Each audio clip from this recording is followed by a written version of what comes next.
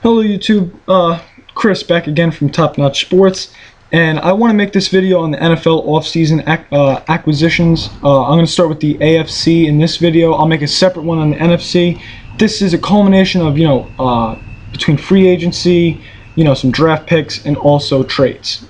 Trades are less prevalent, I feel like, on this list, but still. I'm going to start with the Chiefs with Alex Smith. I think this is a good move because they just had very poor quarterback play last year. They have a good defense. They have a good wide receiver who can make plays in Dwayne Bowe. They have a good halfback in Jamal Charles. They just didn't have the quarterback there last year. Castle had a lot of turnovers and wasn't really capable of getting Bowe the ball consistently. And Jamal Charles had a great year despite having to face a lot of teams that would load the box against him, extra run stoppers, more than a four-man front, just to stop him, because they didn't really have a pass game. So think of what he can do otherwise. And Smith is he's going to go in, he's going to play his game, and he's going to let those guys make plays for him. So I think that's a very good move. I think it will bring them back to relevancy.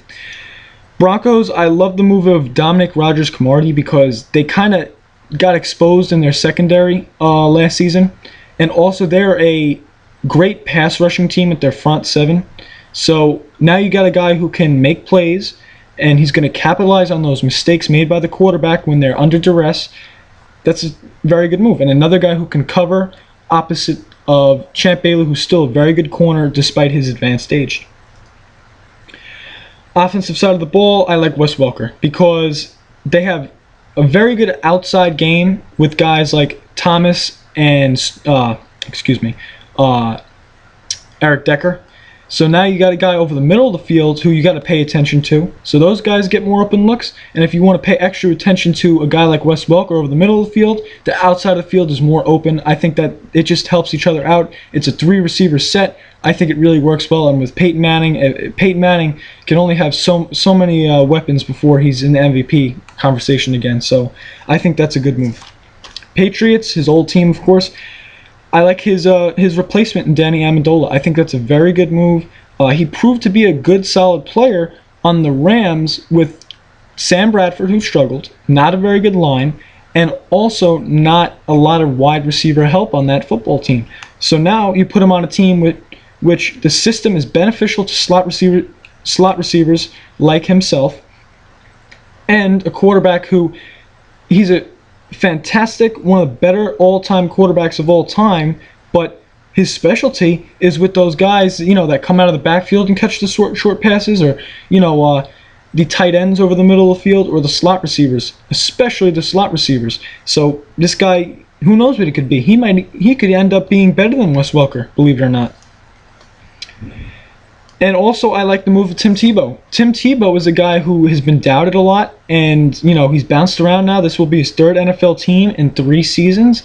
A lot of players, as you backtrack through Patriot history, have had very little or no success elsewhere, and have gone to the Patriots and played very well or been vital to their team. It's been a common motive, and I think Tim Tebow could fit that. Tim Tebow could be great for a guy like Belichick because his versatility, his skill set, I believe, can allow him to play tight end and block and catch the ball over the middle, or he could play fullback and block or catch the ball in the backfield, as I alluded to before with Tom Brady. So I think he could fit very well there.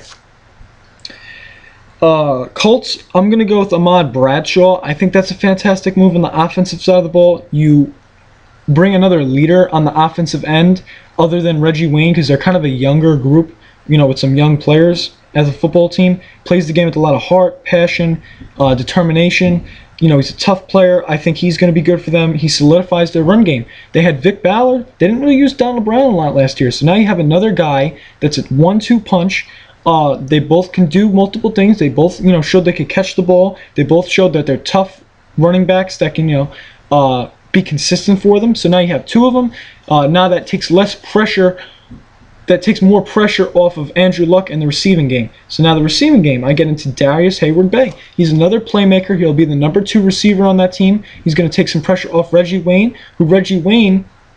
has to do everything receiving-wise for that team, if you really think about it. He's a guy, he's got to make plays on the outside, deep, intermediate, short, whatever, screen pass.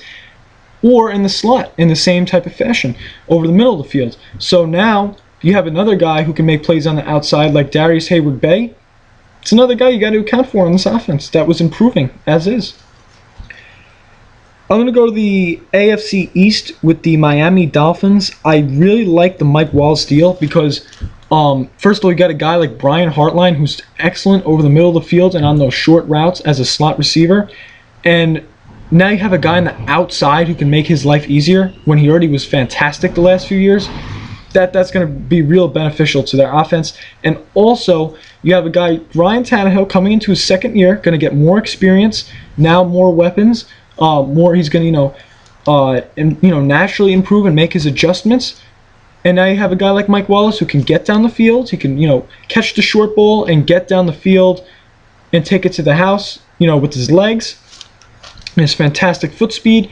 That could really help. So I think that could really improve their football team. And he didn't really have an outside perimeter threat last season, and he still had a solid season. So that's a great move. Then you add in Dustin Keller to that mix. Forgotten about because he's been a product of poor quarterback play the last few seasons. Now you put him on a team where other guys can make plays, and a guy who can get him the ball in Ryan Tannehill, that could be solid. He could be solid again like he was several years ago. And he's another security blanket, and he's another guy over the middle of the field who can make plays like a Brian Hartline. So I really like their moves. Now I'm going to go to the Cincinnati Bengals and the move with James Harrison. I love this addition to their team because, as seen, they're not really an experienced team. They're a young football team, and that was shown the last two seasons as they lost in the first round of the AFC playoffs to the Houston Texans on the road back-to-back years.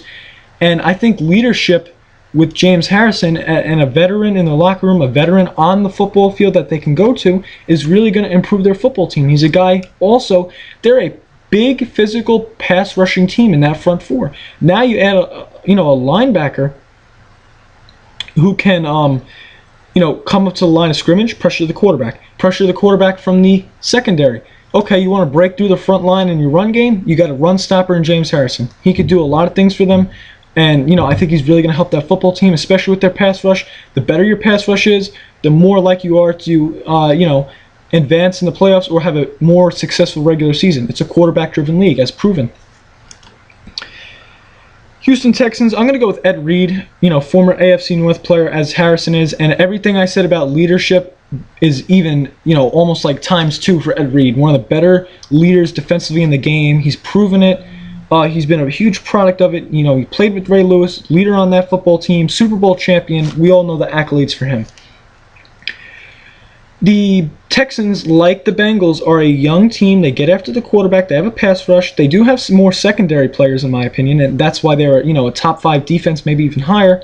But when they had their struggles, they didn't really have a leader to go to. Now they have a guy like Ed Reed, who I said, who's been through the highs and also been through the lows, that they can go to as a leader and as an example setter with his words. He's a very encouraging, motivating individual, and also by his example, he's still a phenomenal football player. He's going to be a guy who can, off those mistakes forced by that defensive line that penetrates, that front seven that's fantastic at getting after that quarterback, he's going to be a guy that can make plays, and once the ball's in his hands on an interception, you can expect a touchdown out of him. And also he's a guy who can lay some big hits, improve their defense, just their culture, and make them even more of a defensive, hard-hitting team. I think he could really improve at that. He can have a great impact on Daniel Manning. Both of them together, that's a terrific safety combination. That could be, one of the better ones in the league. I love that move. Back to the AFC East, I'm going to go with Geno Smith to the Jets. Now, this is, to me, a good move because you're, with New York, with the, the crazy media they have there, and all the, the extended pressure and scrutiny. He wasn't a first-round pick, not being paid first-round money. He's a guy who can compete with Mark Sanchez, and he can, maybe bring out the best in Mark Sanchez or the better of Mark Sanchez. Because Mark Sanchez last year, now people thought that would happen with Tim Tebow. Of course it didn't. But what can happen is they really expect Geno Smith to really be more in the running to start as the the Jets quarterback. And now you go to the flip side. Okay, so you go from the competition standpoint to what if he wins that starting job? Maybe he might be a better fit for the New York Jets. They don't have a lot of guys on their receiving core or tight end wise that can really make a lot of plays. Geno Smith can use his legs and get outside of the pocket. He could really be a better fit for this team maybe. With his ability to extend plays, his ability to run himself. So that might work. That could really work. To conclude this list, I'm going to go with the Pittsburgh Steelers. I really like what they did. I like what they did in their draft, first of all, bring in Jarvis Jones. Jarvis Jones is a linebacker. We know the Steelers like to build their defense around linebackers. Like we've seen it through Harrison, Woodley, Lawrence Timmons. We saw it with James Farrior. We see it over and over with them. They build their defense through linebackers who can get after the quarterback. They can stuff the run. They can make plays in the secondary on the ball. They can do a little bit of covering here and there. That's what I think this Jarvis Jones kid can do. Is he could do a lot of that. He's going to be able to replace James Harrison. We'll see if he wins that starting job, but he also brings youth to this team because they're still a fantastic defense. They won like the number 1 or 2 ranked defense last year. They were top 3 somewhere in there. They're still phenomenal from that aspect. But with the more youth, their aging defense gets younger. So that could really work for them. Now I'm gonna go with going to the offensive side of the ball, which they still have Ben Roethlisberger, one of the better QBs we have in the game. I'm going to go with Rod Stevens-Howling. Last year they had a big identity crisis with their run game. They had 4 guys who all expected, to have, somewhat of a big workload and, didn't have the okay, who's going to be our power back, our speed back, our receiving back, our pass protector. Now they get all that in one with Rod Stevens-Howling, who knows his role. Now they have a guy who's like that Swiss Army knife, who could do all that stuff I just mentioned. He's versatile, and he'll help them in the return game. So he could really help in that aspect. So and he could break off the big run for them. So he could really improve their offense and give it more of a guy that could just do a little bit of everything and could be kind of a sleeper for this team. I really believe that. And then Plexico Burress coming back. That's a re-signing, and I haven't really covered any re-signings, but I want to say that is a good move because they lose a guy like Mike Wallace, who's a exterior threat, and now they do have 2 good perimeter receivers. They have Antonio Brown, Emmanuel Sanders. They're both smaller in stature. They're more possession receivers. They can use their speed to get down the field and catch the football, but they're more possession receivers, smaller, quicker guys, right? Now you have a guy in Plexico Burress who's bigger in stature. He's about 6'6", I believe. He can go up and with his great leaping ability and make the catch. He's great on third down. He's great in the red zone. So he can he's not going to have a huge role, but his role is going to solidify the others' roles, if that makes sense. His role is going to help those speedy possession receivers. He's going to help them get more open looks because you're going to have to account for him and his playmaking ability. So I think that could really help. So that's my off-season moves. I hope I didn't forget anything. If you want to, you can comment, you can subscribe, of course. I hope you do that. And if I forgot anything, you want to add that in, of course. And I'll certainly debate anybody who disagrees on this move. And I'll have my NFC video posted shortly. I thank you for watching.